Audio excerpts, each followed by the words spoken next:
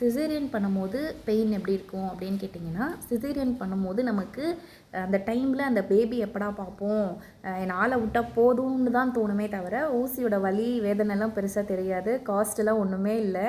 So அந்த டைமில் escape ஆனால் போதும்னு தான் இருக்கும். ஸோ அந்த ஊசி போட்டுடுறாங்க இல்லையா, போட்டுட்டு பேபி வந்து நல்லபடியாக வெளியில் எடுத்து கொடுத்துட்றாங்க.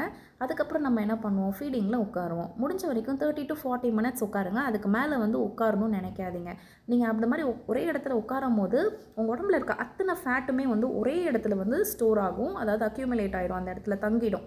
ஸோ தங்கும் போது என்ன ஆகும்னா, நமக்கு பட்டு வந்து பார்த்திங்கன்னா பெருசாக ஆரம்பிச்சிடும். ஓகே, அதுக்கப்புறம் பார்த்திங்கன்னா நமக்கு ஊசி போட்டிருக்காங்க இல்லையா, நர்வில் போதுமான அளவு பிளட் சர்க்குலேஷன் இல்லாததுனால நமக்கு முதுகு வந்து பார்த்திங்கன்னா வலிக்க ஆரம்பிச்சிடும். சரியா, அதனால தான் நம்ம வந்து ஒரு 6 வீக்ஸாவது ரெஸ்ட் எடுக்கணும் அப்படின்னு சொல்கிறாங்க சிசேரியன் பண்ணவங்க.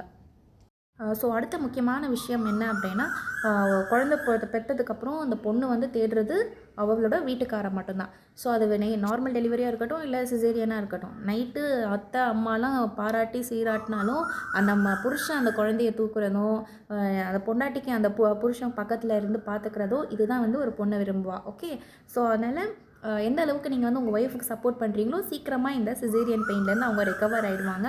ஸோ என்ன தான் நீங்கள் பகலில் வந்து வேலைக்கு போகிறீங்க அப்படின்னாலும், நைட்டு வீட்டில் இருந்து அந்த பொண்ணுக்கு கேஸ்டர் ஆயில், விளக்கெண்ணெய், இல்லை என்னது கடுகு எண்ணெய் இல்லைனா தேங்காய் எண்ணெய், இதை சூடு பண்ணி அந்த முதுகு பகுதியில் வந்து நல்லா அப்ளை பண்ணி நல்லா மசாஜ் பண்ணி நீவி விடுங்க. முடிஞ்சால் ஹீட்டிங் பேட்ஸ் வந்து மெடிக்கல் ஸ்டோர்ஸில் வந்து அவைலபிளாக இருக்கும். நல்லா தண்ணி கொதிக்க வச்சு இந்த ஆயிலெலாம் அப்ளை பண்ண சொன்னேன் இல்லையா, இது முடிச்சதுக்கப்புறம் ஒரு 15 மினிட்ஸாவது ஒத்தடம் கொடுங்க. இதுவே வந்து போதும் அவளுக்கு. இதுவே உங்களை வந்து அவள் ரொம்ப லவ் பண்ணுவாள். ஸோ இதுவே வந்து நல்லா அப்ளை பண்ணி முடிச்சதுக்கப்புறம் லெட்டர் ஸ்லீப், கொஞ்ச நேரம் அவளை தூங்க விடுங்க, ரெஸ்ட் எடுக்க விடுங்க. கொஞ்ச நேரம் பேபிஸ் வச்சுக்கோங்க. ஓகே, நெக்ஸ்ட் டைம் அழும்போது நீங்கள் அவகிட்ட கொடுத்துட்டு நீங்கள் தூங்குனீங்கன்னா உங்களை திட்ட மாட்டாங்க. ஃபேமிலியில் வந்து அந்த அளவுக்கு சண்டையும் வராது. அவளும் போஸ்ட்மார்டம் டிப்ரெஷனுக்கு போக மாட்டாள் உங்கள் ஒய்ஃப். ஓகே, அடுத்தது தண்ணியும் ரெஸ்ட்டும் ரொம்ப ரொம்ப இம்பார்ட்டண்ட். குழந்தை பெற்று முடிச்சதுக்கப்புறம் டெய்லி ஒரு 2 to 3 லிட்டர்ஸ் ஆஃப் தண்ணி கண்டிப்பாக குடிச்சே ஆகணும்.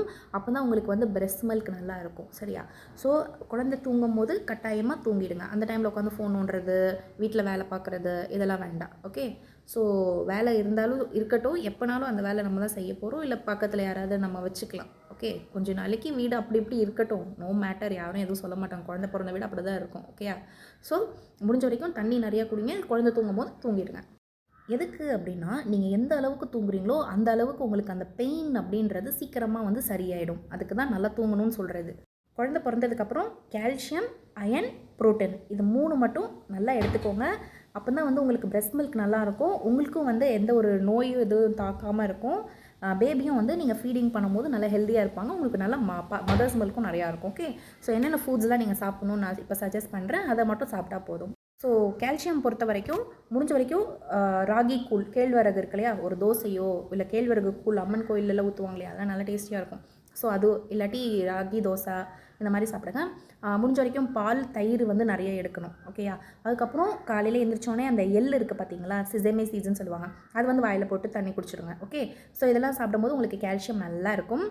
உங்களுக்கு கால்சியம் நல்லா இருந்துச்சு அப்படின்னா பேபிக்கு சீக்கிரமாக தவிழ்கிறது, விளையாடுறது, நடக்கிறதுலாம் பண்ண ஆரம்பிச்சிருவாங்க. ஏன்னா அவங்களுக்கு உள்ளே வந்து கால்சியம் பில்டப் ஆகிடும் இல்லையா. ஸோ கால்சியம் வந்து கண்டிப்பாக எடுத்துக்கோங்க. சரி, அடுத்து இரும்பு சத்துக்கு சொல்கிறேன். பேரிச்சம்பழம், ஏதாவது ஒரு பேரிச்சம்பழம் எடுத்துக்கோங்க. டெய்லி மாத்திரை முழுங்குற மாதிரி 2 பேரிச்சம்பழம் கண்டிப்பாக முழுங்கி ஆகணும். அதுக்கப்புறம் பார்த்திங்கன்னா பருப்பு பாயாசம் சாப்பிடலாம். பருப்பு வந்து சாப்பிடுங்க, கீரை சாப்பிடுங்க. முக்கியமாக வந்து காய்கறிகள் நிறைய எடுத்துக்கோங்க. ஓகே, சாலட் மாதிரி சாப்பிட்லாம், ஃப்ரூட்ஸ் கூட சாப்பிடுங்க. ஸோ இதெல்லாம் வந்து சாப்பிட்டிங்கன்னா இரும்பு சத்துக்கு போதுமானது. ஓகே, ப்ரோட்டீன் வந்து ரொம்ப இம்பார்ட்டண்ட். ஓகேவா, அது ப்ரோட்டீன் தான் வந்து குழந்தைய சீக்கிரமாக வளர்த்து விடும். ஸோ அதனால் நீங்கள் என்னென்னலாம் சாப்பிட்லாம் அப்படின்னா, கீரை சாப்பிடுங்க. அதுக்கப்புறம் பருப்பு வகைகள், பயிர் வகைகள், மீன், முட்டை, அப்புறம் நட்ஸு இதெல்லாம் சாப்பிடுங்க. சீக்கிரமாக பேபி வளர்ந்துருவாங்க.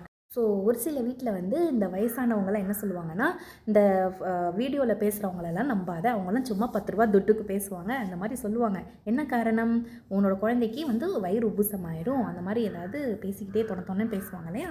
ஸோ அந்த மாதிரி ஆளுங்களை சமாளிக்கிறதுக்கு நம்ம என்ன பண்ண போகிறோம்னா, காலையில் வந்து ஜீரகமும் கொஞ்சமாக மஞ்சளும் போட்டு நல்லா மிக்ஸ் பண்ணி அந்த தண்ணி குடிங்க. வாரத்தில் ஒரு நாள் இஞ்சி பூண்டு சாறு எடுத்து குடிங்க. குழந்தைங்களுக்கு நோயே அண்டாது. ஸோ வீடியோவில் கடைசியாக நம்ம இன்றைக்கி பார்க்க போகிறது உட்கார பொசிஷன் வந்து ரொம்ப இம்பார்ட்டண்ட். முதுகை வந்து பார்த்திங்கன்னா இப்படி இப்படி பண்ணிவிட்டு பால் கொடுக்குறது, இல்லை இப்படி ஒரு மாதிரி நெளிச்சிட்டு இருக்கிறது, பேபி எப்படி பிடிக்கிறது, இந்த மாதிரிலாம் பண்ணாதீங்க. கரெக்டாக ஸ்ட்ரெயிட்டாக உட்காந்து அழகாக வந்து ஒரு தலகாணியை கீழே கொடுத்து பால் கொடுங்க. ஓகே, முடிஞ்சால் வந்து பிரெஸ்ட் ஃபீடிங் பில்லோ வந்து விற்கிது, அது கூட நீங்கள் வந்து வாங்கி கொடுக்கலாம். அது வந்து முதுகில் இப்படி கட்டிக்கிட்டு கொடுக்கணும். அது கொஞ்சம் ஈஸியாகவும் இருக்கும் உங்களுக்கு. ஓகேவா? ஸோ பிரெஸ்ட் ஃபீடிங் பில்லோ இந்த மாதிரி யூஸ் பண்ணுங்கள். ஓகே, ஸோ பேபி வந்து நல்லா பார்த்துக்கோங்க, உங்களோட ஹெல்த்தையும் நீங்கள் நல்லா பார்த்துக்கோங்க. நான் ரொம்ப முக்கியமான பாயிண்ட்ஸ்லாம் சொல்லியிருக்கேன், இது எல்லாமே ஃபாலோ பண்ணுங்கள்.